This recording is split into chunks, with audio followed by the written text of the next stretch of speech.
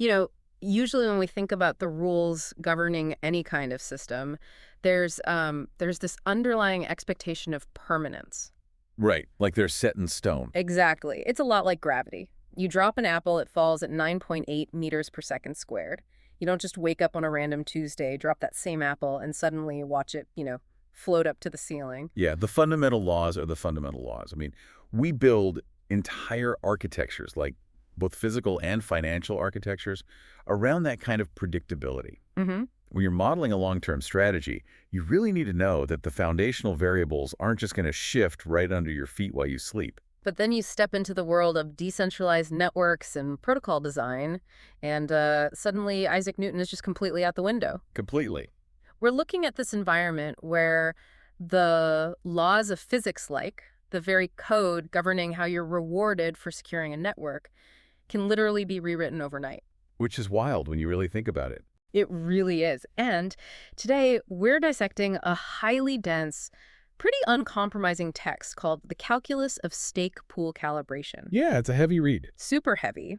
It's essentially a technical autopsy of recent protocol adjustments, and our mission for this deep dive is to decode this text for you.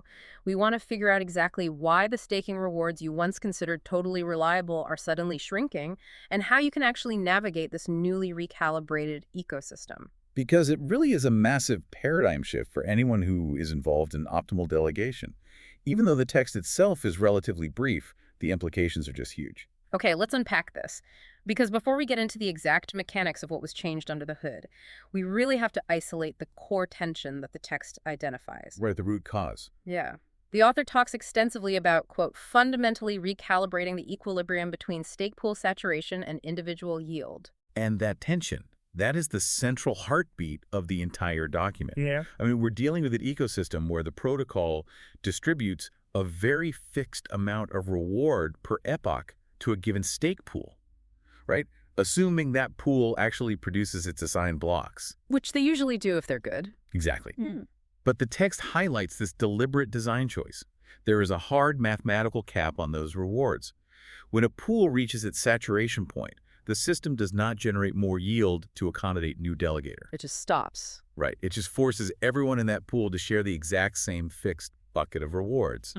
So, the more people who crowd in past that threshold, the smaller everyone's individual slice becomes. The individual yield basically just follows a decay curve. Exactly, a strict decay curve. Which I get it is a brilliant mechanism for forcing decentralization, but I have to push back a little on the reality of how this plays out for you, the actual delegator. Okay, lay it on me. Let's look at this objectively. Like, think of a stake pool as a really highly successful, critically acclaimed indie restaurant.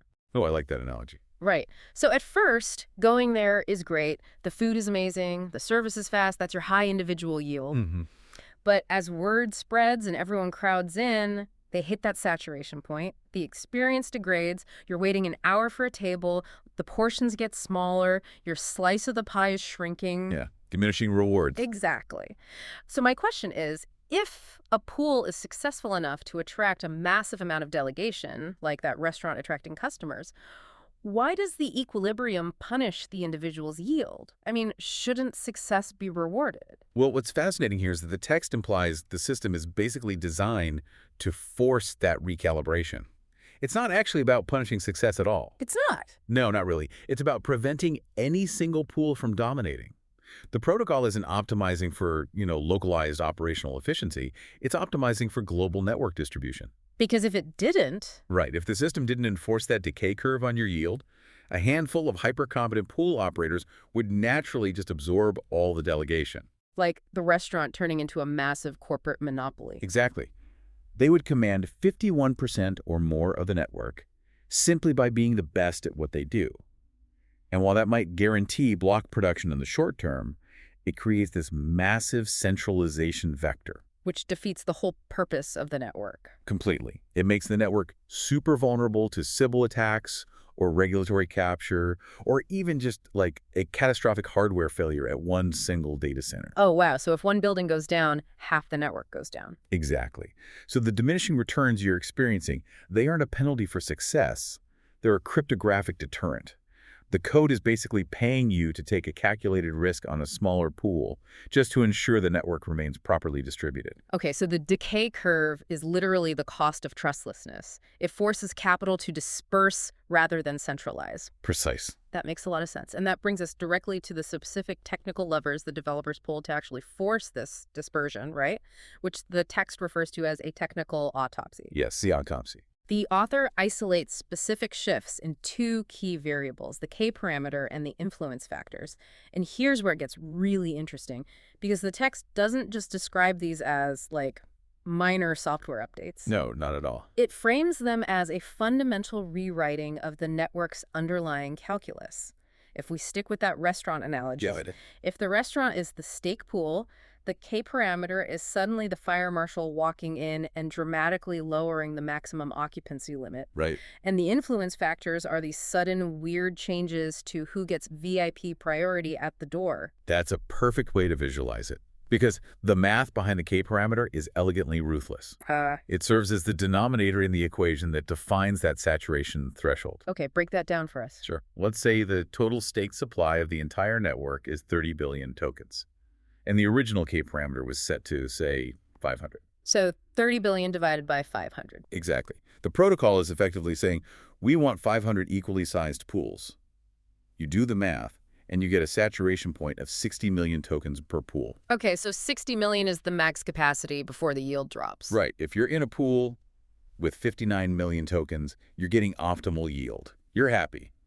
But if the developers suddenly adjust the K parameter via a protocol update, and they move it from 500 to 1,000. They've just cut the saturation threshold completely in half. Instantly. So the ceiling drops from 60 million tokens to 30 million tokens. Yes. At the exact moment that epoch boundary crosses, a pool that was perfectly healthy and operating at optimal yield yesterday is suddenly wildly oversaturated today. Wow. And the operator didn't even do anything wrong. Nothing. The operator hasn't changed their hardware. They haven't missed a single block. And you haven't even moved your tokens. Yet because the denominator in the protocol's code changed, your individual yield just plummets. Because there are suddenly way too many people in the restaurant. Exactly. The system artificially creates scarcity in the pool space to physically force you to migrate your delegation elsewhere. It's algorithmic inflation of the pool space. You're basically being evicted by mathematics. That's a great way to put it. But the K parameter isn't the only variable they tweaked, right? The text spends a lot of time detailing the adjustments to the influence factors. Yes, the influence factors. And from my reading, this seems to target the pool operators themselves rather than just us, the delegators. It alters the formula for how much personal, skin in the game an operator needs to have locked up to actually make their pool attractive. Exactly. The influence factor, which is often denoted as the A0 parameter or the pledge multiplier, it's purely about aligning incentives and preventing cheap centralization. What do you mean by cheap centralization? Well, imagine a scenario where some charismatic influencer with zero technical expertise and absolutely zero personal capital just spins up 100 stake pools. Right, because they have a massive Twitter following or something. Exactly. Because they have this huge audience, they get massive delegation across all 100 pools. They are now controlling a significant percentage of the network's block production without risking a single dime of their own capital. Oh, that's dangerous. Highly dangerous. So the influence factor is designed to prevent that exact attack vector. By increasing this parameter, the protocol dictates that pools where the operator has a massive amount of personal wealth locked up, their pledge will have a mathematically higher reward cap. Compared to pools with a low pledge. Right. So it completely scrambles the math of what makes a pool attractive in the first place. As a delegator, I'm no longer just looking at a pool's uptime or its current saturation level. Not more. If the developers dial up that influence factor, a pool that gave me great returns last month might suddenly see its reward multiplier slashed simply because the operator doesn't have enough of their own tokens locked in. You're being forced to weigh the operator's personal wealth against their technical performance. Which is a lot to ask of a normal user. But actually, let me stop here and ask about a very specific, pretty aggressive word the author uses to describe this whole process. Autopsy. Yes. Autopsy. They call this analysis a technical autopsy to understand why once reliable rewards are diminishing. Now, in any other context, an autopsy is strictly performed on a corpse. True. So are our once reliable rewards entirely dead and gone? Like, has the protocol actually killed the yield? Well, the yield itself isn't dead, but the author uses autopsy because a very specific era of network participation has been decisively killed. Okay, what died then? What's on the autopsy table is the strategy of passive, set-it-and-forget-it reward harvesting. Ah, I see. Right. In the early days of proof-of-stake networks, they often lure participants into this false sense of security. You find a massive, comfortable pool run by an exchange or some major infrastructure provider, you delegate your tokens, and you reliably check your compounding yield every month without a second thought. Guilty as charged. A lot of people are. But that specific user behavior, that dormant, lazy delegation, is exactly what the protocol updates were designed to assassinate. Because dormant capital is a threat to the network's agility, right? If everyone is just asleep at the wheel, the network calcifies around a few massive pools. Exactly. And the whole point of decentralized consensus just collapses. The developers realized that the only way to keep the network fluid and secure was to deliberately introduce friction. By tweaking those levers. Right. They weaponized the K parameter and the influence factors to kill that passive strategy. Sure. So the autopsy in the text is really a postmortem of how exactly that passive strategy died. Proving mathematically that if you leave your tokens in a single pool indefinitely in this new era, the shifting parameters will eventually just bleed your yield dry. They absolutely will. Which perfectly sets up the final, and I'd argue the most complex, part of this text. The author states that the ultimate goal of understanding these changes is to, quote, map the new incentive landscape to ensure optimal delegation in a post-update ecosystem. Yes, the map. So what does this all mean for you? The individual actually trying to manage your assets. If the old landscape provided comfortable, reliable rewards, and this new post-update landscape requires this constantly updated map, does optimal delegation now simply mean that securing a network is no longer passive income, but like highly active, ongoing chore? Honestly, if we connect this to the bigger picture, the undeniable reality is yes. Really? A chore? Yeah. Optimal delegation has transformed into a constantly moving target. The text is offering you a map precisely because the terrain itself is prone to algorithmic tectonic shifts. Right, the ground is moving. Exactly. Navigating a post-update ecosystem means accepting that your delegation strategy just cannot rely on lagging indicators anymore. Meaning what, exactly? Well, in the old paradigm, you could just look at a pool's 30-day trailing APY and make a pretty safe bet. Oh, it paid 5% last month, I'll jump in. Right. But today, a 30-day trailing APY is entirely useless if the K parameter shifted 2 epochs ago. Oh, wow. Yeah, because the ceiling dropped, and that historical data is basically fiction now. Exactly. You have to monitor forward-looking metrics now. You need to analyze the real-time trajectory of a pool's saturation. You have to monitor the ratio of the operator's pledge relative to their total delegation. You even have to anticipate the game theory of other delegators. Wait, anticipating the game theory? Yeah. That is a massive psychological shift.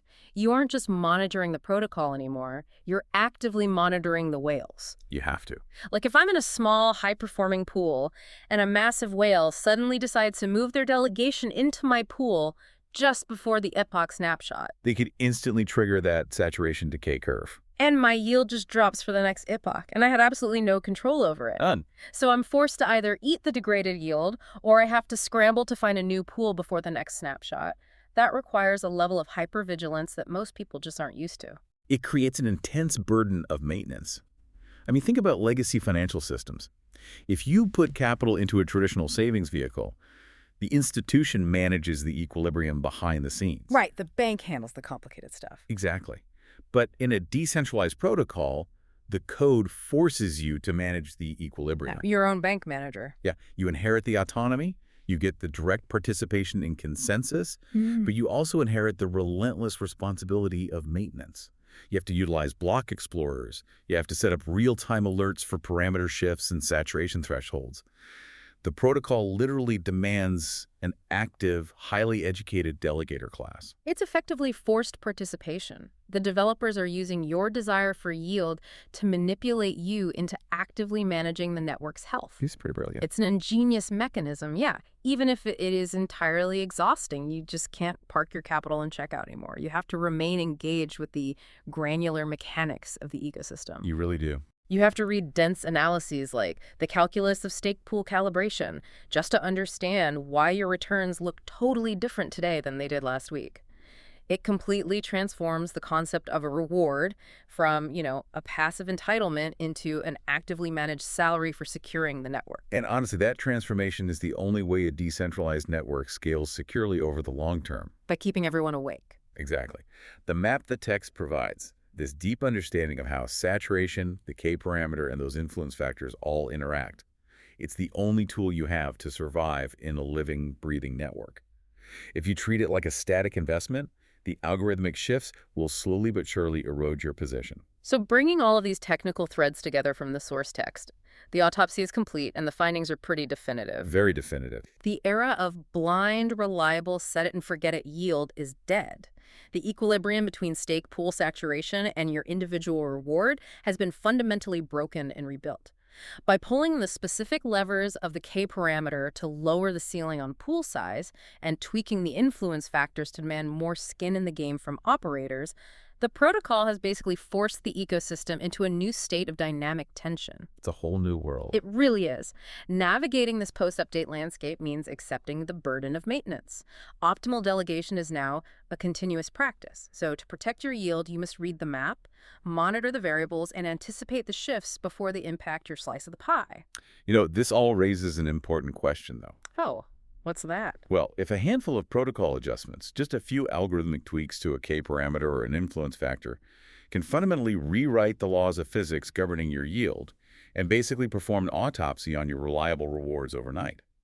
How truly decentralized and immutable is the concept of a reward in any post-update ecosystem? Man, something to really chew on as you review your own delegation strategy and monitor those epic boundaries this week. Thank you so much for joining us on this deep dive.